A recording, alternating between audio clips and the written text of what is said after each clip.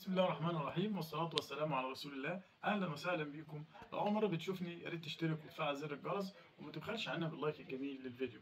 يا ريت يا جماعة كلنا نصلي على النبي في التعليقات عشان تاخدوا ثواب واحنا ناخد ثواب وندعي إخواتنا في فلسطين بالنصر بإذن الله تعالى. النهارده يا جماعة وصفتنا سهلة وجميلة واقتصادية وموفرة. لو حابين تعرفوا احنا عملنا كل ده ازاي من ربع كيلو دقيق وبضاية، يلا بينا يا جماعة على الفيديو. بسم الله الرحمن الرحيم والصلاة والسلام على رسول الله. أهلا وسهلا بكم إخواتي وحبايبي. النهارده نعمل لكم وصفة جميلة وسهلة واقتصادية بمناسبة عودة المدارس، كل سنة وحضراتكم طيبين. هنعمل كيكة للمدارس تنفع لأولادنا في اللانش بوكس أو تنفع في العشاء جنب كوباية شاي أو نسكافيه. فيلا يا جماعة بينا كده نقول المكونات بتاعتنا. معانا نص كوباية سكر، معانا بيضة، رشة فانيليا، نص كوباية زيت وكوباية لبن، ومعانا كوبايتين دقيق هم بالظبط ربع كيلو، ومعانا بيكنج باودر، ومعانا معلقه خل. هنبدا يا جماعه كده بسم الله الرحمن الرحيم.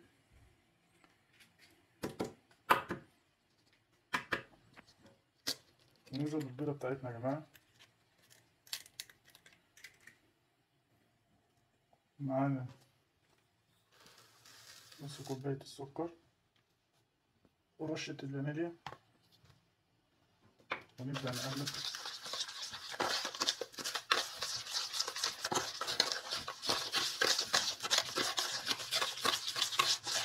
طبعا يا جماعه الوصفه دي سهله واقتصاديه.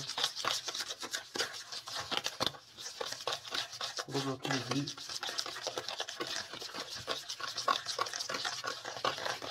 وبعدين ننزل بالزيت ونقلب.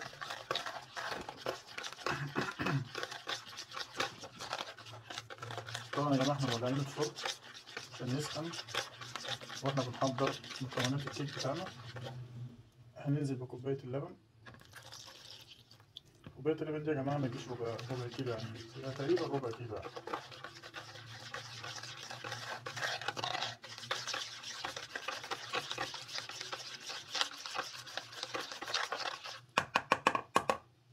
هننزل يا جماعة بالدقيق بتاعنا، أي مصفاية صغيرة عندنا كده نبدأ ننزل بالدقيق.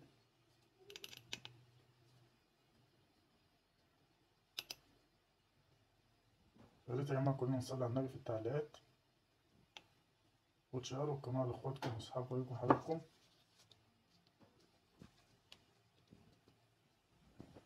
بعد ما نخلي الدقيق بتاعنا يا جماعة، طبعا احنا محبين إن مندخلش أي خلاط ولا أي حاجة، مضرب عادي أو معلقة أقل الإمكانيات. طبعا هنبدأ دلوقتي نضيف معلقة الخل اللي معانا. طبعا الخل عشان يمنع زفارة البيض مع الفانيليا، ومعانا طبعا بيكنج باودر علشان الكيكة بتاعتنا تبقى هشة ومنفوخة وجميلة. نبدأ نقلب يا جماعة.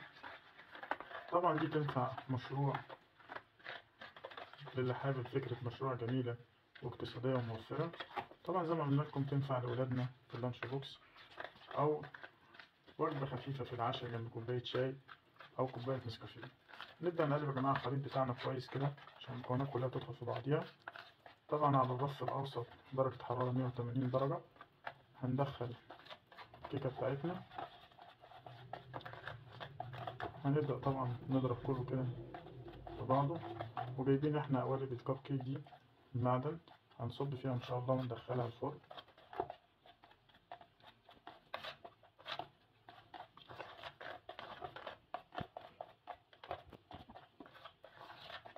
كده يا جماعه بعد ما الخليط بتاعنا اتقلب كويس هنبدا نصب في قوالب الكيك بتاعنا. طبعا احنا هنملى نص القالب بس يا جماعه علشان الكيكه ما تتنفخش.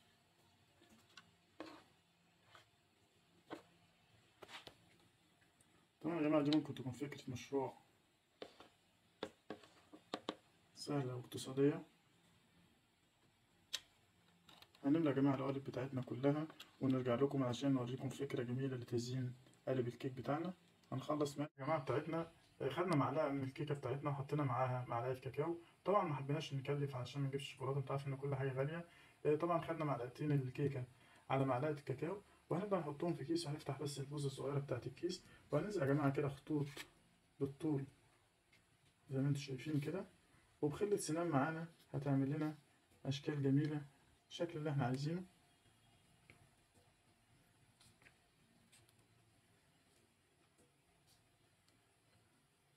طبعا يا جماعه زي ما انتم عارفين الأكلة دي زي ما قلنا هتبقى تنفع لانش بوكس لأولادنا أو عشاء طبعا احنا مسخنين الفرن على درجة حرارة 180 درجة في الرف الأوسط لمدة تلت ساعة، ونحط يا جماعة الكيكة بتاعتنا في الفرن ونرجع عشان ندوق مع بعض ونقول لكم ايه. كان الشكل النهائي للكيكة بتاعتنا من ربع كيلو دقيق وبضاية، ما شاء الله عملنا 6 قوالب كيك.